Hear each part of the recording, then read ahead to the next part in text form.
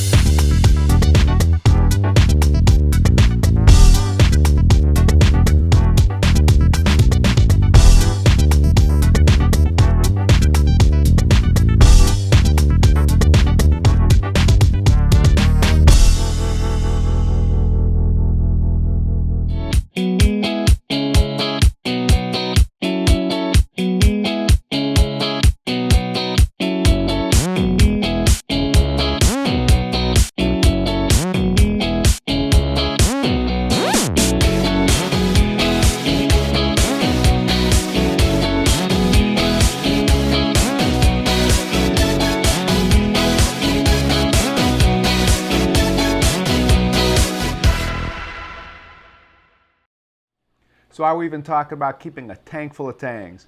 Well, basically, for whatever reason, this year, January, February, kind of March timeframe, I got crushed with emails, right, and with questions.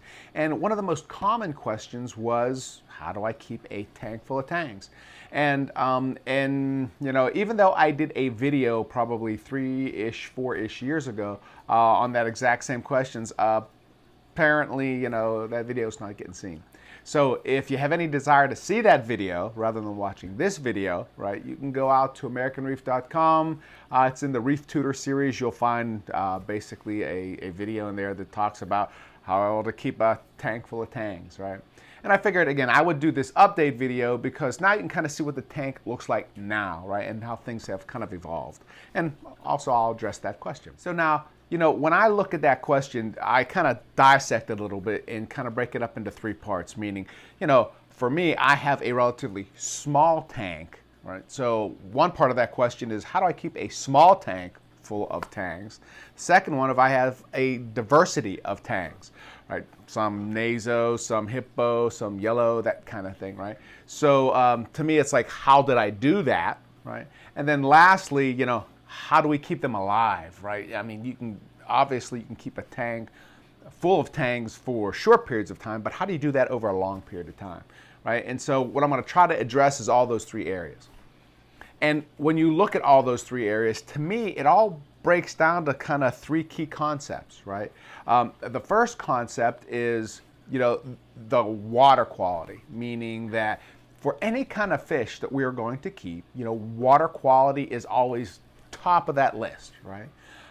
And so if you want to keep any fish, whether it's tangs or sturgeons or whatever, you're going to need to make sure you have good water quality. So I'll kind of address a little bit later here how I address the water quality aspect of it. The second one, at least in the case of kind of tangs, sturgeon fish, you know, that sort of thing, there's a lot of aggression, right? They're very territorial, right? So to me, there's another category that we're going to kind of address is, how do you manage that aggression, especially in a smaller tank? And then the third category is, you've got a coral reef tank. So you have some of these tanks, for example, that are as big as my hand. How do you grow corals without them constantly getting knocked off, broken, that kind of thing, right? So again, it's another set of criteria that basically I'm going to try to answer here. And let's start off with water quality, right? Water quality, like I said, to me is number 1 on the list. Now, in my particular case, right, my water quality and the way that I handle water quality may be a little bit different than everybody else, because basically it blends into the way that I feed my tank. And again, to me, I always revert back to this kind of bubble analogy where when you feed your tank a lot, then you have to basically, you know, do a lot of exporting of nutrients because you're putting a lot in, so you got to get a lot out. So again, it's that bubble, right? So when you look at water quality, for me anyway, you know, the way that I do that filtration has changed a little bit over the past 3-4 years, right? Originally, when I did my video, I basically was using bio pellets at the time, skimmer, GFO, carbon, that kind of thing, right? And I did not have a refugium or miracle mud. Now this, over the past 3-4 years, right, this tank has kind of grown into a system where I got rid of the bio pellets, for example, and I relied basically on that miracle mud, we'll call it sand bed underneath, for a part of the nutrients and the filtration. And also what I did is I have a refugium in there now. So the combination of those two kind of aspects have replaced, we'll call it, like the bio pellets, right? Now I still have a reactor in there to run basically GFO and carbon, but mostly it's GFO. Before I used to have two separate reactors, one for GFO, one for carbon. And now what I do is that basically what I'll do is have one reactor and I'll put mostly GFO in there, and I think I use like maybe a 3-to-1 ratio where I'll take the bulk reef supply GFO and then I'll mix it in with basically the ROX carbon. I know carbon depletes a lot faster than the GFO, but for the most part, I kind of ignored that fact and assumed that I would treat them equally. So as it relates to skimming, since I wanted to add this refugium area in here, what I ended up doing was replacing that ASM skimmer with two of these Tangs 9004 skimmers. And the reason why I went with two is because I can set them up basically one to do wet skimming and the other to do dry skimming. Wet meaning the skim mate would be a little bit lighter, like maybe tea, and dry meaning the skim mate would be darker, more like, we'll say, kind of dark coffee, that kind of thing. And I found that the two of these actually did a good job at replacing that one ASM, and I kind of gained some real estate back in my sump for this refugium. Now, as it relates to calcium supplementation, my calcium reactor has been offline for approximately, I'll say, 2-ish years, something like that. And I found out that just using the traditional kalkwasser to basically, we'll say saturate the auto top-off water with the kalkwasser solution tends to give me all of the calcium and alkalinity supply that I need for this tank, especially with the water changes. Right? So from a filtration end of it, that's basically what my filter is, right? I used to have filter socks before. I've pulled those off now. And I believe I still had the ceramic kind of spheres that were, again, kind of for that denitrification. And when you look at it, since we're talking about the denitrification, that miracle mud kind of sand bed underneath everything is the other aspect of how I'm able to handle that denitrification. It's funny because after using it for multiple years, you kind of understand a little bit better on how it works. And what a lot of people don't tell you is one of the reasons why it kind of works pretty good is the fact that its consistency is such that, like normal sand, for example, will let, we'll call it nutrients, for the lack of a better word, sink right to the bottom unless you kind of keep them in suspension or exported. And the density of the miracle mud is such that it doesn't let things kind of fall in there. So basically detritus, things of that nature will sit on the top, and as long as you can export that out of there, you don't have too many issues as far as it being a kind of nutrient sink, right? And so as such, becomes kind of a good form of denitrification. The other thing that I'll tell you is you need a good bit of it. Like in this particular tank, I started off when I first started using it with one bay just full of the Miracle Mud, and I called them Miracle Mud bricks, right, first. And then what I ended up doing is actually moving it over to 2 bays of that chamber in my sump. That way I had more of it. And when I did that, again, I didn't have any issues as far as kind of the keeping a hold of my nitrates, and that's when I actually dropped the biopellet reactor. And so when you look at that combination from there, that's kind of, we'll call it the mechanical and how things have changed, right, from a filtration standpoint. The other thing, again, is since I feed heavily, and we'll talk about why I do that, what I do is I do aggressive water changes. And when I say aggressive water changes, I used to do basically 3 to 5 gallon water changes daily. Right? And now I have changed that up a little bit where I do the 3 to 5 gallons every other day. And when you look at it, there are a couple main reasons why I believe that is, one of the keys to successfully keeping, a tank full of Tangs. Number one, from a water quality aspect, we want to make sure that, again, it is clean as we possibly can. And some of my bad habits, right, will be compensated for with these water changes. For example, if we take a look at my tank, right, since that last video, the rock work has changed a little bit because I wanted to give the fish more room to kind of swim. Well, in that process, what I did is I tucked this kind of, I'll call it a small little mountain of Euphyllia and hammer corals right over here in this corner. And when I did that, basically I created a dead zone, right? And so when you look at kind of circulation, for example, and keeping, nutrients in the water column until they can be exported, well, that dead zone basically is to me, a nutrient sink now. So where I may have eliminated nutrient sinks in other places, I created one over in that corner. And so those water changes are going to make up for that. Now, if I could probably address it other ways, right? Like you'll see kind of, again, dead coral skeletons that kind of appeared over here and basically kind of all the nastiness that's in that corner, right? Well, if I just move that rock out, for example, and maybe put some circulation back there, maybe one of those little Tunzi kind of vertical streamers, that would keep, again, the solids, in suspension until they got exported. But in my particular case, it is a small tank. So it's only this, 4-foot, 110-gallon tank here. So to me, what's more important is that room for the fish. So again, the balloon again, right? You've got a give and take kind of relationship.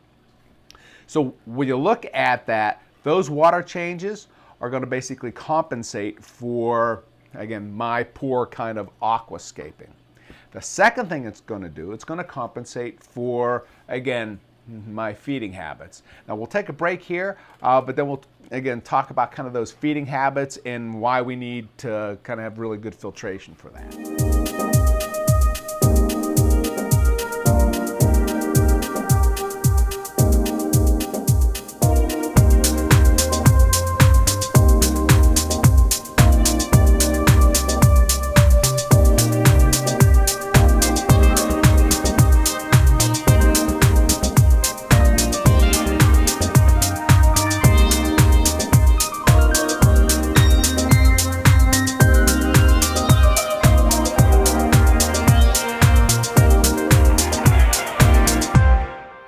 Okay, so let's talk about this aggressive feeding and why you need such a good filtration system in place. Basically, sturgeon fish, these tangs, they're very territorial, right? They're very aggressive. They want to basically take a piece of that tank, call it their home, and if anything comes near it, bam, they come out and hit it. That, or they'll chase, whoever all over the tank just to let them show their dominance, right? And what I found out is that by feeding them aggressively, again, that will take that aggression and knock it down severely, right?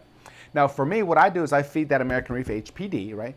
And what I used to do, for example, I used to take and cut it up in 1-inch kind of cubes, and I just throw it into the tank.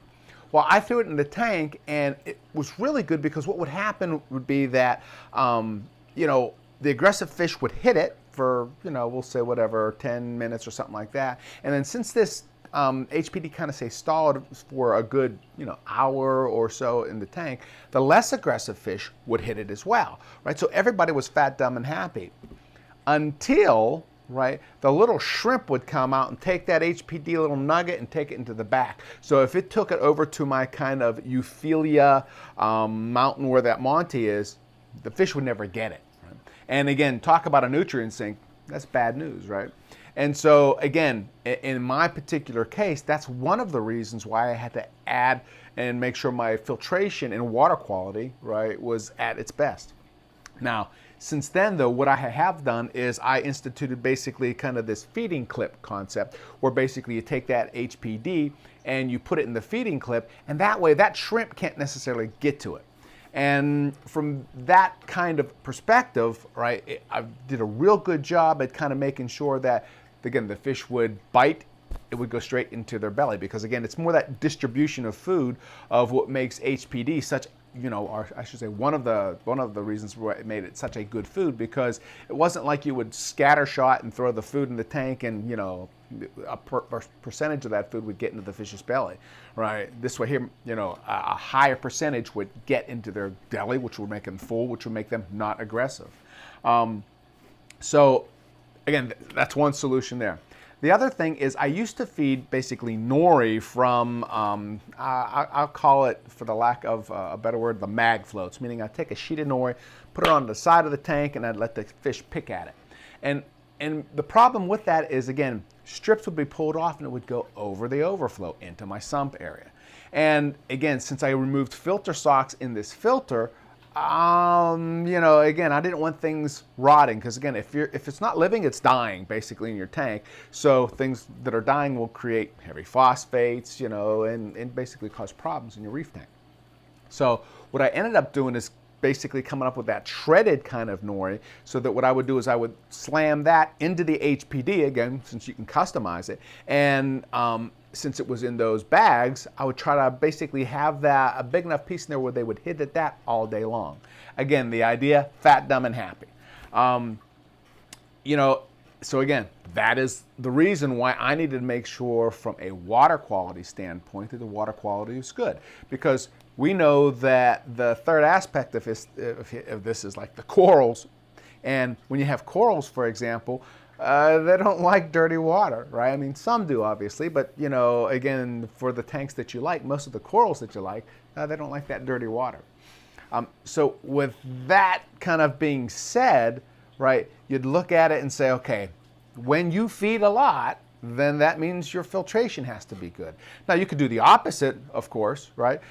You limit your food, and then when you don't have your food, then again, you don't have to worry about the filtration, but then you have that aggression.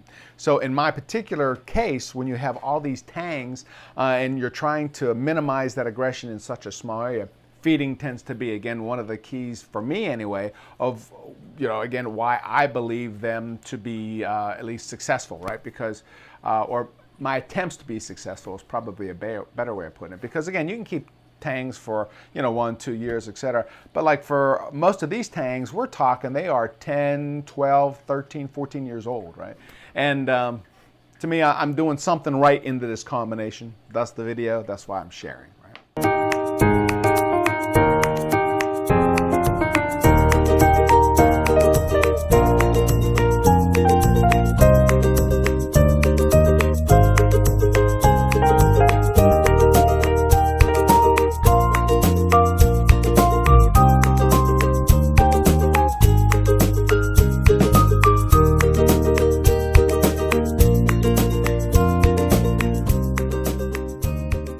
Let's now talk a little bit about kind of the coral side of it, right? Now, in the first video, I had mentioned the corals that you keep, and the selection of the corals is kind of important in this kind of how you can keep, you know, so many tangs in a coral reef. You'll notice that the corals that I have, for example, they're not the very delicate corals. I mean, I do have some SPS, some LPS in there, you know, and when you look at it, the SPS, though, for example, they're sturdier, like the Montes, for example. Well, Montipora are a very sturdy, hardy kind of SPS coral. And when you look at it, when you have these big fish the size of your hand kind of swimming around there, you need something that's thicker or heavier, right? So in that kind of vein, you'll notice what I did is, you know, I have those Montes in there, and then kind of like the bird's nest that I have, the other SPS coral in there, what I ended up doing is I kind of nestled it in so that the rocks would protect probably 50% of it, so that that could grow up and not worry about getting the little branches knocked off by the time these fish would, you know, hit it when they were playing around, kind of thing. So the coral selection is another reason why you can, again, keep a coral reef tank with all these tangs, excuse me, because again, I don't have the really delicate, dainty kind of corals in there that will get beat up, and, you know, if for some reason I don't have great water quality, that will cause, you know, the tank to crash or the corals to crash, that sort of thing. So, you know, again, from a coral selection, that's another aspect of, hey, if you're going to keep these larger fish, you know, again, larger fish need larger food, right? So again, you can kind of see how they're all kind of related, right? Now, with that being said, I look at a lot of this, and this is how Russ keeps a relatively small tank full of coral and tangs, right? There are many other ways to do that. However, at least kind of looking back through the years on at least my success doing it, those are probably the 3 key areas of why I believe this tank is successful, and why, knock on wood, as far as any major kind of dying episodes, we'll say, I've kind of avoided a lot of those. And again, I'm knocking on wood because it happens to everybody, right? There's these cycles in this reef keeping hobby that, again, sometimes you're on top of the world and it drops off as soon as you jinx it. So I don't want to jinx it, but I'm just saying, again, for me, for today and how things go, that's basically how I am achieving, again, a tank full of, again, tangs that are aggressive, with coral that are basically live and healthy. To that point, I have had some coral changes since that last video, so let's kind of take a break here and talk about what those coral changes are.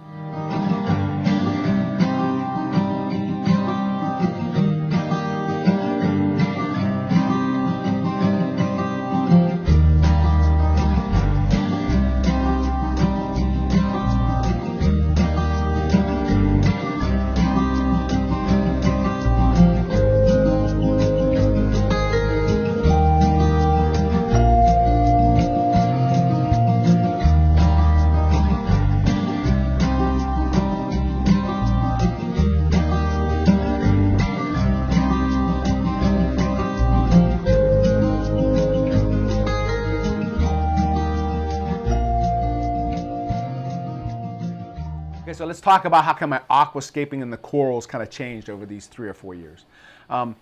Again, keeping in mind that I have a tank full of big fish in there, I wanted to make sure that I kind of gave them more room to swim, and at the same time, I wanted to add a different dimension to that tank. So what I did is basically added kind of negative space, right? That negative space was nothing more than areas where it wasn't, again, live rock, for example, or coral, right? Where you could see the bare bottom, or you could see the, basically the sand bed, and you can kind of see paths to it. Now, we know about the kind of mistakes that I've made on the left-hand side where I have wall of Euphilia, the hammers, etc. with that Monty. But again, I'm able to manage that with the water changes and the filtration system I got. And on the right, you can kind of see what I did is I got rid of all of the star polyps, because at one point I wanted to have basically star polyps climbing up all the whole back over the overflows and the walls.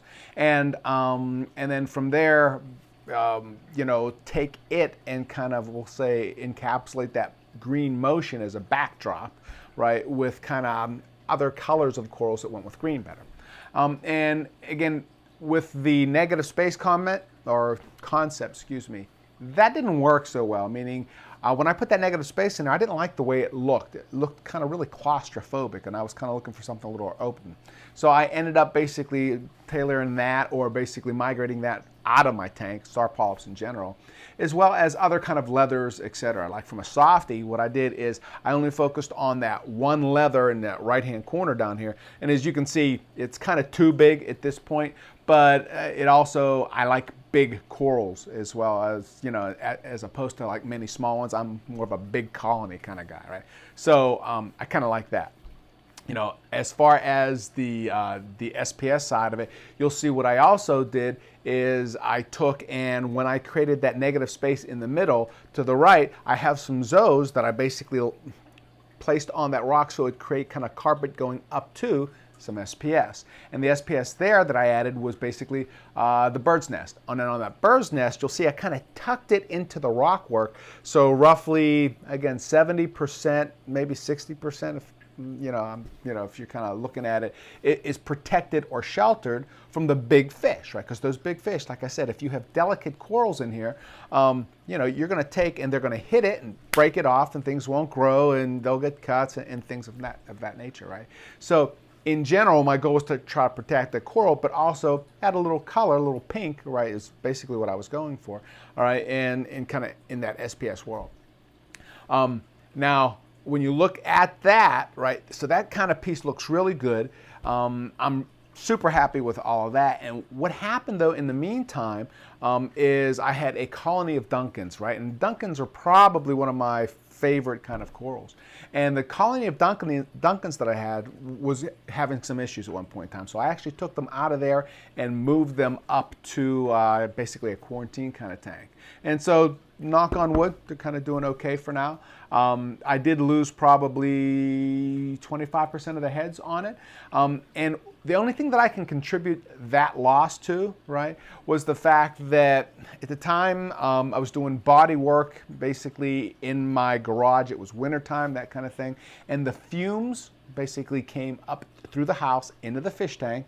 And at that point, you know, some fish or some corals, for example, that weren't as hardy or whatever, again, they started feeling that stress because it was a toxic kind of smell. And so from that end of it, it's the only thing that I can kind of track it down to, because at the same time, my Monty, the orange Monty, again, I started losing it. So again, from that perspective, where it started bleaching, I just cut it off, right, and figured I'd put it in a quarantine tank and kind of save it. So you'll see where, again, that quarantined orange one, where it started off as being a piece that was maybe 1 inch, now has grown out, so I was able to save it. And you can kind of see where I've got that up in this top right-hand corner. So when you look at kind of how many corals that I have in here now they are bigger colonies, right, and fewer of them. Again, and that's just the look that I like. Other people may like other ways, you know, again, more diversification, so to speak. And, you know, again, to each his own. It's kind of it's like a painting, right, in my mind, right, is what you're kind of building. And so, you know, for now, that's how I've kind of built my painting of the reef tank. And again, from my particular vantage point, it was so I could keep all of those tangs and sturgeon fish in there and the larger fish, because again, I'm a big fan of them, right? So from a kind of coral rockscaping, that's the other kind of, I'll say, things that have changed over the past, you know, 3-4 years, those kind of things. But also my thought process around it and why I did certain things, right? And again, the idea is for you to pick and choose what you want as far as kind of what works for you. But if you understand the whole picture, you'll at least understand why it works, right? As opposed to just picking one piece and then not knowing the whole story behind it and then basically failing because, you know, maybe whatever you pick and choose is reliant on the other things that maybe you didn't know about. So from a general kind of landscaping, aquascaping, coral perspective, you know, that's kind of an update there. From a fish perspective, as far as what has changed, again, over the past 3 or 4 years, again, I think I've lost probably a tang, right? I know one tang jumped out, and keep in mind, I didn't replace any of these fish just because they were getting bigger, so I wanted to at least have enough room for the big fish that I did have. So that tang jumped out. The lemon peel, right? Remember I was having problems with the Duncans that I talked about. For whatever reason, he got contaminated and he died off there. I also had blue hippo tangs. Again, they were a little bit too big, so I kept the original big one, and then the other two I ended up giving to friends. Again, it was just one of those things where too big a fish and too small of an area. So when you look at it, my original look for the tank is I wanted to have a lot of yellow, and so that's why I kind of, again, kept most of the yellow tangs and didn't replace kind of the blue ones that were in there. And in general, that's kind of an update there, at least as it relates to the tangs, and we know how things are kind of going with those guys so far. And I think that pretty much would probably bring up to date as far as, you know, what I'm doing to keep that tank of tangs and kind of what has changed over the last 3 or 4 years. As far as any kind of illnesses, at one point I did have some ick in there. And again, remember I said in that last video, it was on the hippo tang specifically. I am not a big fan of pulling out, quarantining, and treating and that sort of thing. I solved my ick problem just by making sure that the fish were fed the AmericanReef HPD. And what I would do is I would basically take some garlic, some garlic extract, put a couple drops in there to build up their immune system when I was making the HPD. And again, they would eat it, digest it, so it was a direct kind of, I'll say, approach to solving that problem. And again, knock on wood, that seems to work, right? And I've been doing that for probably better part of a decade, just because by the time you treat, the tank, I've seen more harm probably come out of treating a tank with corals in it than good, so I just kind of avoid most of that. Other than that, again, no other kind of major events. And I guess what I would leave you with this note is, again, this is one way of keeping a tank full of, again, sturgeon fish, tangs, aggressive large fish, right? I'm sure that there are other ways out there. If you have those other ways you think that might be worth sharing to others, share them, right? Share them on the forums or send me an email, let me know, and I can kind of distribute them through the videos. So now if you're interested in HPD, I actually created a website for it. You can go to AmericanReefHPD.com. You can pick some up there. And as you've heard me say many times, right, give my sponsors a chance to earn that business, because I believe them to be the heart and soul, right, of what's going to make this reef keeping hobby successful in the future. Why? Because they're good, honest people that won't let you fail, right? And I think we need to support those kind of people in this hobby. As such, that's why I choose them and they don't choose me. Again, companies like Tunzi, right? Ecosystems, right, with the Miracle Mud, Worldwide Corals, which is a new sponsor on board, as well as if you're looking to purchase any one of those kind of products, except for the corals, obviously, you can get them at Bulk Reef Supply, Premium Aquatics. Again, small, good guys, won't let you fail. Again, I'm Russ Kickle. If you have any questions about today's episode, feel free to reach out to me at AmericanReef@me.com.